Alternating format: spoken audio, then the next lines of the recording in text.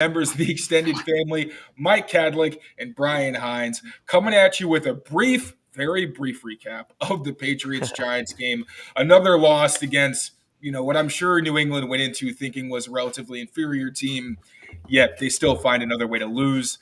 We spoke to coaches today, got to get some more perspective on the things that went down. So I have a question for each of you to start this one off. I feel like it falls into both your specific wheelhouses. Brian, I'm starting with you. Patriots tried out several kickers today after Bill Belichick's comment that Chad Ryland essentially missing a field goal in back-to-back weeks wasn't good enough. You're our special teams guy. I think we all love Chad Ryland. Like, he's one of those guys standing in the locker room, like, we're taking up their space. We all kind of feel like Nat's just is occupying areas. But he's one of the guys who walks by, always super nice and cordial. I think we're all fans of Chad Ryland, the person, but in terms of Chad Ryland, the player, what is your take on how he's performed, not just past couple of weeks, but really going all the way back to the summer? Because, his struggles aren't exactly a surprise. And do you think that it's warranted that the team might be bringing in somebody else as an insurance policy after trading away Nick Folk? Yeah, I mean, people know my stance on Chad Ryland, obviously, and I think we'll talk about Nick Folk a little later too, but I mean, you missed two 35-yard field goals, and one that would tie the game and one that would put you in a position, another low-scoring game to maybe win the game down the stretch there. So Bill kind of said whether he should have said it or not is another story for your rookie kicker, but he said that's not good enough. And I think Chad would be the first one to tell you he needs to make those kicks. He was very accountable after the game. So, yeah, I'd be surprised if they moved on from him right now. He's a fourth-round rookie. We've seen rookies, Steven Gostkowski, 2006. He had some missed kicks of his own.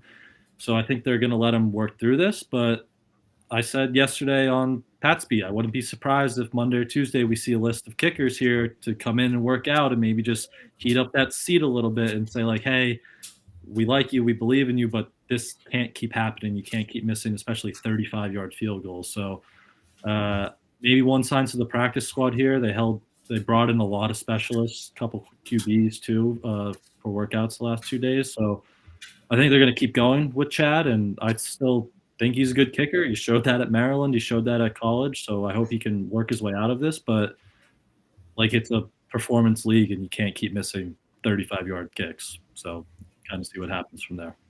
Yeah, it was kind of jarring hearing Bill specifically criticize him, considering he doesn't really criticize anyone. He doesn't openly. do that a lot. Yeah. Right. So it was definitely a notable quote where it's like, I mean, it's one of those positions, not like quarterback, but similar to quarterback, where it's really all on you. Like, you're a golfer out there. Everyone's looking at you, and the spotlight's there. And if you don't perform well, you're going to get criticism. Definitely a little funky. Speaking of quarterback, Mike, your boy, Will Grier, is back on the practice squad. As you mentioned, Brian, they've also tried out some other quarterbacks. We're going to get into the quarterback position plenty in this show. But what are your thoughts on Will Grier's return? And do you think there's any chance that we see him at some point this season? Yeah, it's interesting. I think, we all know the quarterback situation this year has been a complete cluster. And like you said, we'll get into that in the mailbag when we answer some questions. We know what Mac hasn't been able to do. We know what Zappe hasn't been able to do. When they tried to keep the quote-unquote quarterback competition secret this week, they kind of tried to include Will Grier in the mix, saying he got some first-team reps during the bye week, and then ultimately it sounded like it was just between Mac and Zappe. I think Grier just hasn't probably had enough reps in the system for them to confidently be able to, include him in that, which is why he was he was cut for Connor McDermott because they needed the space. They knew that they weren't going to play him, and so they let him, test the waters and see. I was surprised, honestly, that, and I know Chris Mason from Mass Live reported this as well, but that he didn't try and go elsewhere ultimately. I thought that especially with Joe Burrow going down in Cincinnati, he had been there in between his Dallas and New England stops. So I thought that maybe they would, try and scoop him up practice squad because I know they're just going with I think it's Jake Browning and AJ McCarron right now. So that room's pretty thin too. But he ends up here, he comes back. So again, probably just the familiarity thing. It's November 28th now. You have a few weeks left. You might as well, keep your boots on the ground here, try and see if you can pick anything up. And again, with what happened on Sunday and Mac getting benched and Zappe coming in, you could potentially, I wouldn't be surprised. Not saying this could happen. I'm just saying that it wouldn't shock me to see Will Greer being a game day elevation or something for the next couple weeks. Maybe using Zappy as the emergency and using Greer as the backup. If you, or vice versa, Mac, or whatever they decide, they're going to continue to get funky with the quarterback position. They've had, I think it's 18, now 19 quarterback transactions this season. When you go back to, I mean, Ian Book and Matt Corral and Cunningham back and forth. And so, I mean, they're really trying to find their way with the position. They haven't been able to do it. So not surprised to see him back. And again, hopefully he, potentially gets a shot down the stretch here, because you know what you have in Mac, you know what you have in Zappy, and you don't really know what you have in game day Will Greer yet. So I guess we'll see what happens, but he's back for now. So that's where we're at. Yeah, this late in the season, especially for a team like the Pats, where, they're not really going anywhere. You saw the Browns pick up Joe Flacco, but really realistically, you're not really bringing in new blood. It's so late in the season. It would take probably a couple weeks for a quarterback to catch on. If you're the Browns and you're competitive, it's like, okay, yeah, we need somebody just to steady the ship and give us some shot at being able to make the playoffs and make some kind of run. But when you're the Patriots, it's kind of hard to think that anybody's going to want to join the fray in terms of, they don't really have a starting quarterback, and it's probably unlikely they're going to find one. But we'll get to that later. First question that we got, Brian, I'm going to you first. Fan survival plan for the next 6 games. Is there a lower bottom than this? And can we sue for damages? Seriously, can we? I wish, but I don't think we can. Yeah, seriously. I don't know. We keep saying every week, I feel like it's rock bottom, and then we just keep finding a lower bottom. So, I mean, maybe they rock bottom at this point is they win a few games and get themselves out of a top 3 pick, and then they're just kind of stuck in that weird range in the draft. But yeah, survival plan this weekend is championship weekend in college football, certainly, and then we'll kind of gut through that Pats Chargers game on Sunday. Mike? Yeah, simple. Fan survival guide is simple. You need to, if you haven't already, flip your mindset on game day and root for losses. And if you root for losses, you're going to have a successful game day. You're going to see them lose, and you're going to be like, okay, top pick. So all it is a quick shift in the mindset, bada bing, bada boom, and you root for losses and you're back and it feels like you're winning Super Bowls again.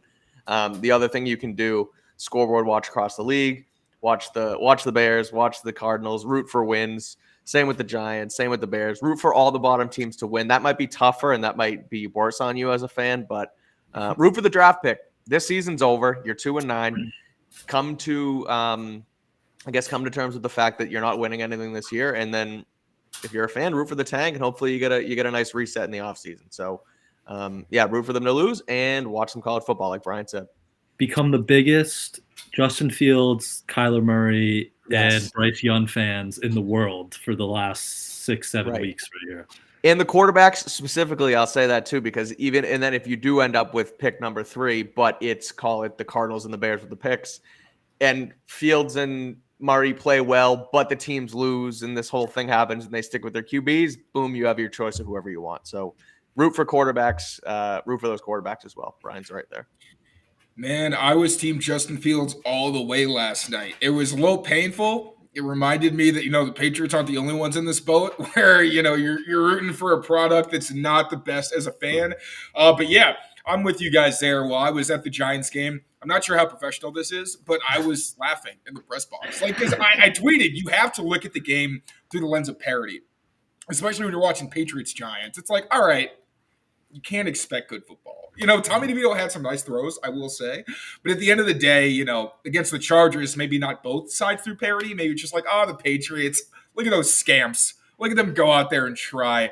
You got some guys fighting hard, but at the end of the day, with the quarterback situation, it's really hard to expect this team to do much more than find ways to lose. And yeah, what's up, Mike? And I was just going to say, don't feel bad for rooting for losing either. Matthew Slater yesterday was on WEEI and was asked about the whole tanking thing and basically said, look, I can get into other people's mindsets and I understand why fans would want that. That was basically what he said. That wasn't, verbatim, but he was like, I get why people want that. We're not going to do that, but he can understand it. So if Matthew Slater gives you permission to root for the tank, then you're allowed to root for the tank. Couldn't have said it better myself. All right, Mike, I'm going to keep with you. Do you envision Mac being tradable for anything better than a 6th rounder? Do you think Kendrick Bourne will be back with the team next season? Man, if they keep playing Mac, his trade value is going to just continue to plummet because he is playing really bad football. Like But is it not? So with that point, like real quick, is he not already like 6th rounder or worse while you're going? Yeah, I mean, I don't know how to put an exact value on him. Like when Dan Orlovsky said the other day or a few weeks ago that he's heard from teams who still think Mac is a NFL quarterback, and he needs sort of a reset and get out of the system. And I tend to agree with that thing a little bit. I mean, I think he's done and broken here, but if he goes to a Shanahan type system, he could potentially thrive. But as far as trade value, I don't think you're going to get anything better than a 6th round pick for him at this point, and I don't think he's going to improve that with the way he plays. Kendrick Bourne is an interesting question. Do I think he'll be back? Probably not. Should they want him back? Hell yeah. I think he is. Why don't you think he'll be back? Because I just think that he's a guy who is on the closer side of 30. I don't know his exact age, but he's nearing 30, coming off an ACL, and probably wants to try and win a Super Bowl and compete in the league. And I just think that instead of going back to a reset, it's going to all depend on the money, and his I guess his price tag now is sort of lowered coming off of injury. But I just look at a guy who might take a step back and kind of think, I don't know if I want to be a part of a rebuild. I don't have much time left in my career. I'd probably rather get a few extra bucks here and maybe try and win some football games on the way out. So we'll see what happens, but that would kind of be my thinking on his whole injury situation here. That's totally fair. I looked it up. So he'll be 29 next August. 29, okay. So age is a consideration. And I looked on, I believe it was Spot Track. I think they have like less than $5 million a year next season. Because obviously he's been with the Pats since he signed his second contract, hasn't really blown up or anything. And like you said, his injury history is going to factor into that. So, maybe he wants to go to a competitor. He seems like the kind of guy that's very loyal and would stick around just from my perspective. But Brian, I'm curious what your thoughts are. It depends on the head coach too. Absolutely go either way. 100%. Yeah, that's what I was going to kind of like. I'd love him back. I think he's a great player, great energy, attitude, all that. But first of all, how's his knee? Like, is he going to be healthy? I'd imagine it's probably a 1-year deal he's looking at this point. And then who's the coach, what system he's coming into. And I know, like, we all want to talk about these quarterbacks in college and all this offseason stuff, but that's the first big domino that's going to need to really fall, the head coach and the system here. So I'd take him back, obviously. I love KB. He's a great player, but we'll see with that. As for Mac, the trade talk, every head coach and GM out there, like, whether they want to admit it, like, they have an ego and a big head, and they probably all think they can fix a guy. And true. Like, there's someone out there is going to see a former first-round pick and be like, I can fix that guy. I can get him back on track. Whether that means they're willing to give up more than a 6th-rounder, though, I doubt it at this point. But I would think someone out there would take a flyer on Mac Jones for maybe a 5th, a 6th conditional draft pick somewhere. So I think when he still has one more year, kind of cheap money, someone will take a shot on him. Yeah, I agree. I think both of these questions it's too soon to answer either one. With Kendrick Bourne, like I tweeted after the game against the Giants, just because I was trying to think ahead to find some positivity. When you look at the Lions free agents, like Ben Johnson, if he ends up signing with whatever team he signs with, there's a lot of free agent Lions on offense. So you could build like the bones of kind of what the Lions are. So, it's one thing if you get somebody who doesn't have as many ties to maybe the Lions, where they say, okay, you want to bring some guys who are good fits in the culture, who have been positive presences, which Kendrick Bourne has been. He was like one of the leaders in that room, bringing energy. We've seen it since he got here. But at the same time, if it's Ben Johnson, he's going to want to bring his guys in. So maybe there's not as much room. So it's maybe a little too soon, although, given what we know, I think they would want Kendrick Bourne back. And then in terms of Mac, honestly, I don't think we're going to know what his trade value is until probably next preseason. I think that they're going to want to give him an opportunity. Like, if you have a rookie quarterback, you need to build out the offense anyway. You got to set them up for success. So that's going to be Mac Jones's first time since kind of his rookie season, that he's had a supporting cast that could really help him out and kind of help elevate the offense. So I think they're going to give him a chance. If he's a capable backup and he plays better, he got a real competition. Maybe you see what happens. But if he does play well and then some team comes knocking, then maybe you start to talk about a 4th rounder or a 5th rounder or something like that where, it's a little more fair on both sides and you're actually getting something as opposed to just sending him away because you're kind of sick and tired of seeing what you've seen this season. Do we remember what the 49ers got for Lance? Was it a 4th rounder? I think it was a 5th. Yeah. Was it 4th? Okay. I don't know if it was a conditional, but I believe it was a 4th. Okay. Because, that's sort of the barometer, I guess. But, not really, actually, because Max played a lot of games and Lance hasn't. But same draft class, 1st-round pick. Like, that's sort of what I would sort of look at first. But, again, you didn't see what you had in Lance yet, where you kind of, at least with New England, you kind of have a little bit of a sample size with what Mac Jones can do in the league. So, yeah. And it was a 2024 4th-round pick. Yeah, okay. For some reason. But, yeah, it's quarterback, talented, it's fair. But, again, that's not Right. Mac. Like, Mac isn't Trey Lance where you're banking on developing his talent. It's like, no, this is a guy where you're trying to get him back to doing the bare minimum and then hoping he can excel. So, tough situation. All right. Forget who I go with last time. So, I'm going to go with you this time. I think it was Brian. All right. Besides Bill Belichick, who's looking like a dead man walking? Who of the current coaching staff should the Pats keep? Mike. Oh boy, Gerard Mayo. I think Mayo is a good coach. I like what he's done. I think he's a good leader of men. I won't be surprised if he ends up taking more head coaching opportunities, at least interview opportunities this coming coaching cycle. But man, I look at the rest of the staff and the buzzword and the talk around the staff for the last couple of years has just been brain drain, and it's not wrong. You have guys like McDaniels who have gone, and you can say what you want about Josh McDaniels. I think he's a pretty good offensive coordinator. He did a good job here with Mac Jones. Doesn't work as a head coach, but he was good here.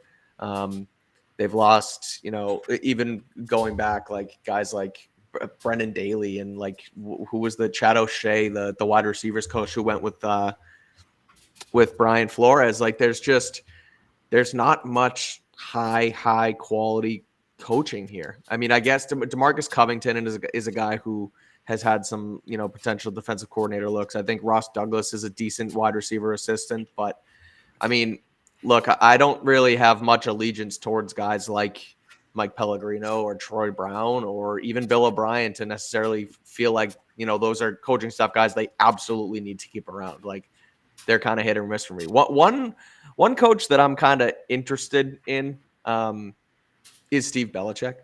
I think that Steve kind of gets a bad rap for being sort of, the Nepo baby, if you will, with Bill and kind of being around just because he's his son. But their defense has been good and he's been a part of it. So again, he's not a guy I'm pounding my fist for, but I'll be interested to see how and what he does in the coaching realm once Bill moves on, and if he can be successful without his dad above him. And Steve, multiple positions that he's worked at as well. So right, exactly. Some flexibility there. Yep. What do you think, Brian? Sure.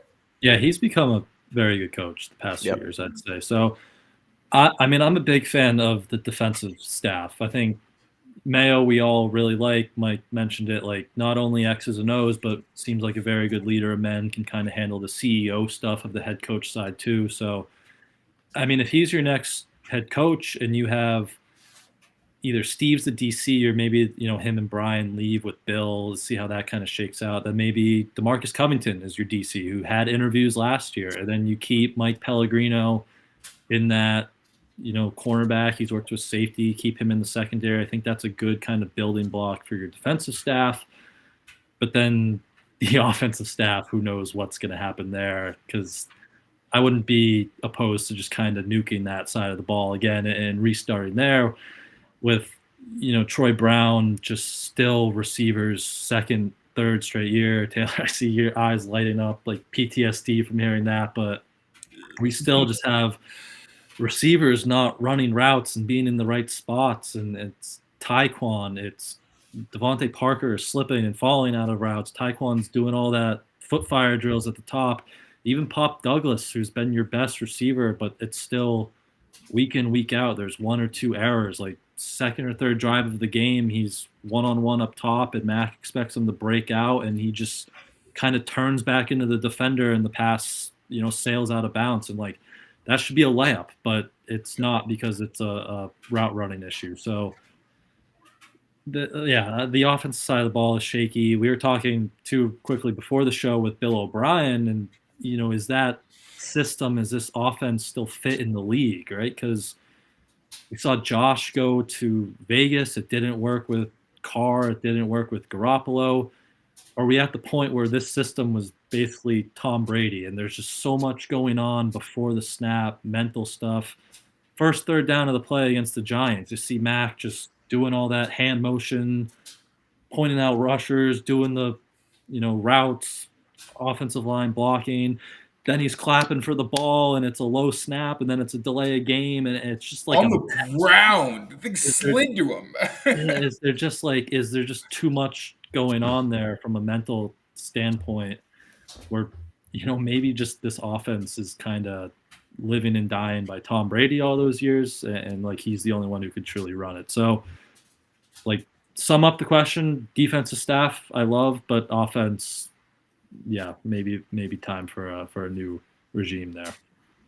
Yeah, I would keep the defensive staff. I don't think they're the problem. I think that when you look at like the cornerback position, we're going to get to this one also later, but it's just like a sneaky, huge area of need because it's a position that has very little reliability in terms of availability. I think the linebackers have been fine. Jawan Bentley has struggled at times this season, but I also think he's been dealing with some injuries. Like, I kind of don't want to lean too much into that because we've seen what he is for years. Players have down seasons. Defensive line obviously has gone through significant injury with Matt Judon and then Daniel Akbale, who I keep saying is like kind of an underrated piece of that line where the interior rush, especially when Barmore was out, was kind of solid because of him. And I think that having those two would have been really big for the pass rush, although they had their best game in a while last week against the bad Giants offensive line. And offensively, man, they definitely need to do something different.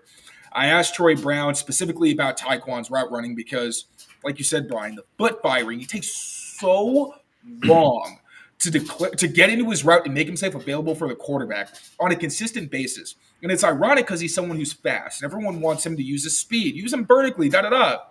Have you seen the Patriots offense lately? They don't want to throw deep down, or they want to. There's no such thing as vertical. Yeah. Right. Like Bill O'Brien is calling, like you'll see first down play calling is very heavily play action. He's trying to give these guys downfield opportunities. They're not taking advantage of them. So you can complain about Tyquan Thornton not being used downfield, but that's not really where the offense is right now. And then at the very least, you want a guy like him to use the threat of his speed to get open. Instead, he is one of the slowest people to get into and out of his routes on the entire team. So it's kind of hard to say, okay, like, and then that's why I asked Troy Brown, because I'm thinking, okay, well, is he doing the right thing? Maybe he's going rogue and, it's just a situation like that. And he's going to defend the player. He's not going to air him out to us. But he and Ross Douglas said that, he's a second round pick for a reason. He's doing what he's supposed to be doing, and he's a good route runner. I'm like, well, we haven't seen that in the NFL. And I understand he's behind, but you're putting him on the field. So something has to be expected, and it's not even that he's not doing great. We're like a Demario Douglas. He's making an impact, although there are glaring mistakes every week. Yeah. Tyquan isn't even doing that, where you're seeing on the field like, all right, I get it. You make your mistakes. You have your contributions. That's part of the growing process. It's all bad, and it affects other people where, Matt can't really rely on him, and he's going to the next read, and it kind of just throws off the timing of the entire play. So I'm with you, Brian. I think the defensive staff is okay. I would like to keep them, but the offensive staff, like, I don't really know how many people there translate to a new team. And with Bill O'Brien's scheme specifically, I think it's hard to know, really, because we haven't seen this version of Bill O'Brien's offense in the NFL. We saw shades of it with the Texans and Deshaun Watson, but we haven't seen this version of it with a functional roster. Like, who knows how great this offense would be if you had a guy who could run those Tyreek Hill, cheat motions. And it's not a rookie who's taking forever to turn around into Demario Douglas because he doesn't really understand what's expected or he's not conditioned to do it.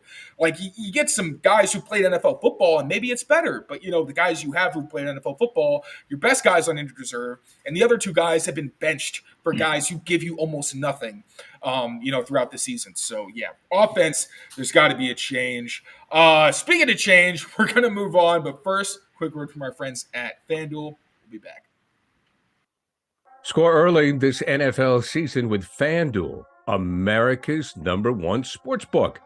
Right now, new customers get $150 in bonus bets with any winning $5 money bet. That's $150 if your team wins. If you've been thinking about joining FanDuel, there's no better time to get in on the action, NFL. The app is so easy to use. There's a wide range of betting options, including you got spreads, you get your player props, you got over-unders, and more. So visit FanDuel.com/Boston and kick off the NFL season. FanDuel, official partner of the NFL. All right, next question, Brian. This one's going to be you coming up first. Obviously, the Pats have needs in almost all position groups, but where does the secondary fall in the priority list? Was seen as maybe our biggest strength going into the year, but it hasn't really shaken out that way. I'm going to take this off just so we can see all of you, Brian. There you go. I mean, I think boundary corner is going to be another need, right? Because the JC reclamation project has not gone great between the whole fiasco with bed checks and whatever, and then on the field beat multiple times deep by Jalen Hyatt. It was not a good game from JC, so I think he's probably not in the plans next year, so you're gonna need another boundary corner with no Jack Jones, no JC. Christian Gonzalez will obviously be back, but from there, we'll see how the safety room shakes out. Do they bring back Kyle Duggar? Is Marte Mapu there, or is there a new defensive staff in that's going to actually play Marte Mapu at linebacker? So you still have some talented guys with Christian Gonzalez. Jabril Peppers is under contract. Marcus Jones will be back. John Jones is under contract, but you're still probably looking, that boundary spot specifically is probably back on your need list entering this offseason. And I'll say specifically, I'm not trying to be nitpicky here, but boundary specifically I think is fine because that's Gonzo. Like this right now, it's been JC just because he's the top guy. But, we're probably more that outside corner, but field, where it's more John Jones, where they're kind of playing a lot of the zone assignments as opposed to a Gonzalez who plays the man stuff on the backside. But yeah, that outside cornerback position, you got bodies, but not a lot of guys where you go into next season being he'll play, 12 games at the bare minimum. We can rely on him. I completely agree. They need their Jason McCourty again. That's what they need in that secondary. Just a guy who's reliable and you can rotate them in there. That's just what they need. Another reliable kind of veteran in that room. Absolutely. Yeah, I agree. Brian said it best. I mean, it's corner, it's safety. I think you look at some guys you mentioned Duggar, who's in a contract, you don't know if he's going to come back, so you might have to, worry about that position. And cornerback looked, really good in the offseason with, Jack Jones before his several mistakes. Obviously, Gonzalez looks like he's well on his way to being an all-pro outside cornerback, but you need two cornerbacks because that's how the field's set up. It sounds stupid to say it, but you need another one. So, I think you kind of have to look at, like Brian said, your Jason McCourty type of guy who veteran, plug and play, come in here, take over opposite Gonzalez, and same with safety. Like I said, depending on if you re-sign Duggar, you're going to have to sort of reset that position as well. So secondary is definitely a position you need. Yeah, I agree. I mean, Gonzo, like I said, Gonzo's the only guy that you go, and even him, with the shoulder injury, I know Doc Flynn mentioned that they had to shut him down because if you had continued to play him, it could have been something that became a lingering issue, and you still don't know when he comes back next year. He's a young guy, but is that going to be a thing? Because we just saw Marcus Jones have 2 season-ending shoulder injuries. So you don't know for sure whether he's going to play every game for you. And then Jonathan Jones, Marcus Jones, talented, smaller cornerbacks, but availability is an issue. John Jones doesn't usually play 100% of the defensive snaps. Obviously, there's a bit of rotation going on there. And one of the reasons I kind of give Mike Pellegrino credit is because how often do we hear Shaun Wade's name? Not very often. Right. And even when it comes to there's been plays like JC Jackson. One of the biggest glaring issues is if you could rely on JC and he was who he used to be with the Pats, you're set. You're good. You got JC and Christian, then find out what you're going to do in the slot. Miles Bryant also probably going to be back with the Pats. He's one of those Juwan Bentley types where he's more valuable to you than he is to other teams probably. And you got some stability there. But JC Jackson, he allowed Jalen Hyatt to have his first 100-yard game in the NFL. And beyond that, there were several plays. He could have had a 200-yard game honestly, because of all the space and all the plays that could have been explosives where the pass rush saved him. So cornerback, huge question marks there. Gonna need to be addressed. And then safety. Jabril Peppers is playing like a guy who should be making like maybe $10 million a year because he's making plays, whereas a Kyle Duggar is going to be the guy who's probably making $10+ million a year next year. And the playmaking from him, we've seen flashes lately. I'll give him credit for that. They're using Jalen Mills more in that free safety role to frame up in the box.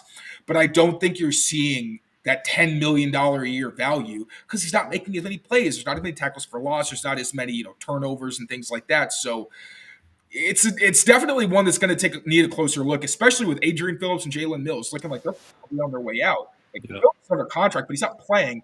And Marte Marapu, like you said, I mean, he's not really being put in a position to succeed. I thought he could be a Swiss Army knife playing all over the place because he's athletic, made plays in college. We all did. And it's not manifesting, and it's been disappointing. But yeah. I'll add, again, this is like big picture, who's coaching this team and what system are they running, but if it's a similar style of defense, maybe with Mayo, please get like a true free safety actually this offseason, whether it's I mean, you probably can't invest top 100 pick in a guy like, I know Barth loves Kamari Kitchens, I like Callum Bullock from USC, like you can't be investing in a top 100 pick probably in the defense, but you could have some resources in free agency, go out a veteran. Like I was eyeing Xavier McKinney before this week, and then you see him make a nice, awesome interception. Get a free safety, an actual free safety, a rangy free safety, because this defense desperately misses Devin McCourty. So that's another guy they failed to replace, and another need kind of if it's the same Mayo Belichick style of defense going forward. And you saw it, like Peppers has been pretty solid in that role, but Kyle Duggar, like the Giants missed a touchdown where Duggar shades all the way to one side of the field, and DeVito missed him, but he had somebody down the seam wide open. So yeah, that discipline is inexperience. Even though Duggar played in college, he's a box guy, so it's much needed. Moving on, Mac threw on 60% of his snaps yesterday. Zappe on 42% of his. Do you think this was by design? If so, why is O'Brien asking Mac to throw it that often? I will say, as a disclaimer, that's a bit deceitful because he threw it. Both guys threw a ton of screens. And then there was play action. They weren't asked to actually just have straight dropbacks where there's no extra element that protects the quarterback. That was pretty few and far between. But Mike, I'll go, or Brian, actually, I'll go with you first. What were your thoughts? Do you think they passed too much? Should it have been, like we kind of talked about, a Bills game plan where it's, throw literally 3 times? Doesn't matter. Just protect the football. Yes, they should have ran the ball 50 times this game. It's a bad run defense to start in New York, and they're missing Dexter Lawrence, one of probably the best defensive lineman tackle in the league this year. Like, he is a menace. So you ran the ball awesome against the Colts a few weeks ago. Your offensive line is run blocking really well. Ramondre looks like Mondre. Zeke has some, burst to him. Like, you should have ran the ball 45, 50 times this game and then throw screen passes from there. Fine. But this should have been a run first game. I was very shocked to see them come out and kind of throwing it around a little bit with Mac, and both guys had 6 screens. I think it was. Neither of them they both had some shots downfield. Neither of them took it. I think that just kind of speaks to the confidence level of this offense. But yeah, I would have dialed up a little Buffalo 21 action and just ran the ball over and over and over again until they proved they could stop it. Yeah. I mean, I thought that's what they were going to. I know, Taylor, you had mentioned that a few times earlier in the week, last week, just like dust off that playbook and just ram it down their throat. And look, they probably would have had a lot more success with that. They probably would have won the football game if they just ran the ball like 40 plus times, but they didn't. And that clearly wasn't the game plan they wanted to go into it with. And so that's why Mac threw on 60% of his snaps. I don't know why O'Brien asked him to do that. Like we said, it shouldn't have been the game plan, but it was. But I mean, the discrepancy in just the numbers from Mac to Zappe is probably just, you got to dumb it down a little bit because you kind of went into the game with Mac and not dumb it down. I don't want to say that, dumb it down because Zappe's dumb. I don't mean it like that. I just mean he doesn't have the experience with the scheme and the system and things like that. So you kind of want to ease him into it and kind of just, get home safe, I guess. And I think that's why you saw them run it so much when Zappe came in. It was just kind of let's just get out of here type thing.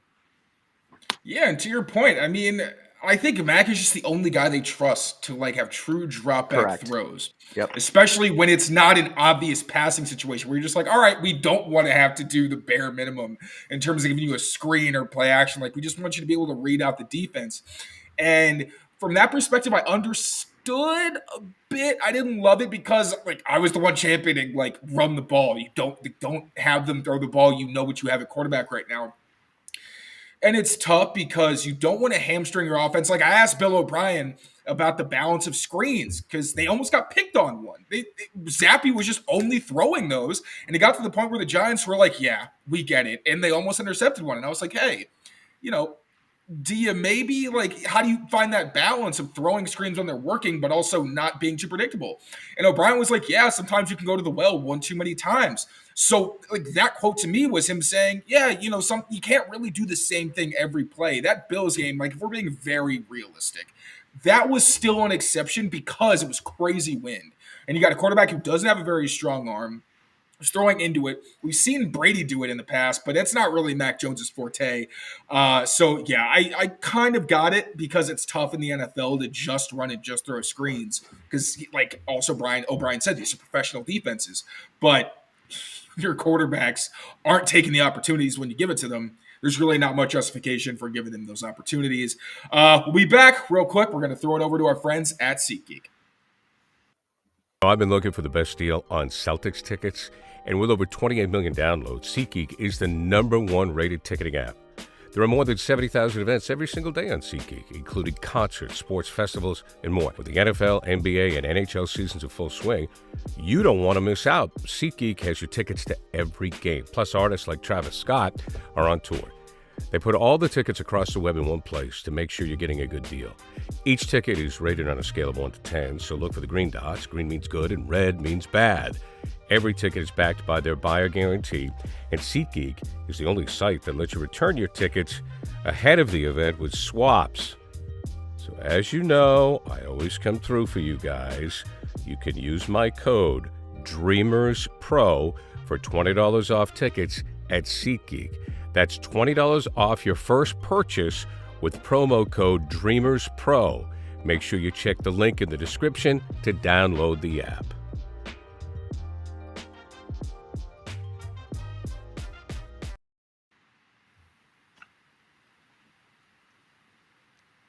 We just lose Taylor. I think so. Yeah, I don't have Taylor. I thought it was my computer lagging. I guess we can take lost over him. Yeah, he's gone. Do we have the questions? I was gonna say I'm gonna look in the back end and see if the questions are on here. I mean I can read them from our group chat, but boy, what's up? Here he comes. Please hold. We're like the Patriots right now. It's dysfunctional. Yeah, we just don't know what we're doing. Yeah, it's everybody was told to be ready to go, but Taylor is the no one was ready to go of the podcast. There he is. Now he's muted too. Oh, good. There you go. I was just trying to have a meta commentary on the state of the Patriots. That's all that was. That's all it was. Am I audible now? Okay, I just want to make sure everybody can actually hear me. Yes, all right, we're back. We hear you. We're going to do a couple more questions and get you out of here mercifully like the Patriots and Giants did not do to us. All right. This one's for you, Brian, because we said we were going to touch on it. We kind of have to now. Why did the Patriots trade their best player? I'm so sick of this conversation. I will preface this by saying I love Nick Folk when he was here. He was probably the first 2 years he was here, like the team MVP, and he really like held down a kicker spot that they were kind of like rotating body. Like remember Mike Nugent was here and some of those guys, and he came in and just did an awesome job and held that fort down. But this was a 38-year-old kicker who was fading down the stretch last year. He couldn't kick off. He was missing kicks. I don't know, a question for you guys. Last year, how many games did the Patriots miss the playoffs by? You remember? One, right? And There's a lot that goes on, but I remember one game late in the year. It was at home against Cincinnati, and they were trailing by 4 points, and they were driving late in the game to win, and Ramondre Stevenson fumbled the game away at like the 5-yard line. Ramondre Stevenson had the ball because Nick Folk missed 2 extra points. That's why it was a 4-point game. He could have, if he makes those, it's just a field goal and you win, and maybe you're in the playoffs then, right? Maybe something else happens. But this was a guy who was fading down the stretch. He's 38 years old. To have this be like your number one complaint, because that's what it seems like when I log on Twitter, like for this state of the team, to talk about trading a 38-year-old kicker is ludicrous. And he was awesome when he was here. Shout out to him for having a career kind of resurgence down there in a warm Tennessee, playing in a lot of domes, that's whatever. But like, it was the right move to bring in another guy at that time. If you want to yell at them for bringing in Chad Ryland, who is missing kicks now, fine. If you want to yell at them for using a 4th-round pick to replace Nick Folk, fine. Like, all the power to you. That is a fair argument. But to say they shouldn't have moved on from Nick Folk at that time is ridiculous. And there's so many other things to nitpick on this team right now. Look at the quarterback mess. 19 transactions this year. It's unbelievable that Nick Folk is like the focus. And what if he's on this team? What are you, 3-8, and then you just have to replace him next year? Like, oh my gosh, like such a big change. So I agree. We just please stop talking about Nick Folk. Yeah, I won't hash it nearly as much as you just did, but I agree with everything you said, and I think that it's as simple. Look, people can complain about Belichick not having, a mind for the future, not having quarterbacks ready behind Brady, and that's myself included, and the weapons are poor, and there's a lot to complain about with Belichick not being necessarily forward thinking. He was actually forward thinking at the kicker position because, again, 38. Fading down the stretch. You bring in a guy who, if you scouted him correctly and you liked what you saw enough to, spend a 4th-round pick on him, you think he can be your kicker for the next 15 years. So they made the move. And I thought it was the correct move because, again, it didn't make sense. And they were able to get draft capital for him, compensation for him, I guess. Like, they didn't just have to cut him. They didn't have to keep 2 kickers on the roster and waste another spot. They were able to get something for him. And I still, to this day, I'm with you, Brian. It was the right move. To go with the younger kicker over Nick Folk. And if you even wanted to just look at it in the vacuum from this summer, from the practices, I didn't go to the joint practices, but everyone at Gillette we were obviously at, and Chad Ryland had a better field goal percentage.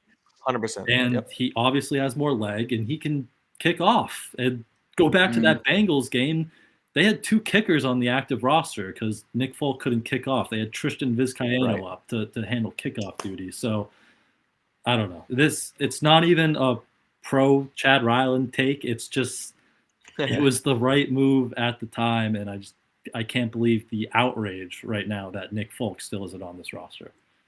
Yeah, I specifically remember at the end of the summer, we were all happy at the possibility that Nick Folk could just be closer to his family in Texas. No one was like, oh, you got to keep this guy. So, yeah, it's definitely some revisionist history going on there. You guys nailed it.